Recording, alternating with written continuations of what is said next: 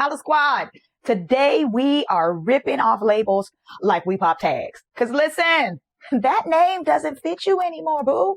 Some of you have been called by other people and even by yourself too much, not enough, damaged, hard to love. And let me tell you something. I saw last night something that made me pause. I was watching a show and this guy tried to holler at this girl. And at first he was like, real cool. Hey, pretty lady, what's up? She ignored him and she kept walking. She was like, whatever. And baby, his whole personality flipped like it was a pancake. He started cussing her out, calling her stuff that rhymes with a witch and a garden tool. And then about 20 minutes later, she came back like, what's that? And I'm sitting there like, wait, what?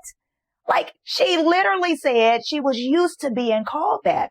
So when he belittled her and spoke to her like that, that's when he had her attention. And that's what happens when somebody has been trained by pain to respond to disrespect. When you've heard something long enough, you start mistaking it like it's your name. But sisters and brothers, God doesn't call you that. God calls you his son. He calls you his daughter. He calls you chosen. He calls you redeemed. And the word says to all who received him, he gave the right to become children of God. So if God calls you his, why are you still answering to what they said? Why are you still auditioning for love when you've already been accepted by heaven? Put it in the chat. I answer to who God says I am. And if you dare to go deeper, what label are you throwing away today?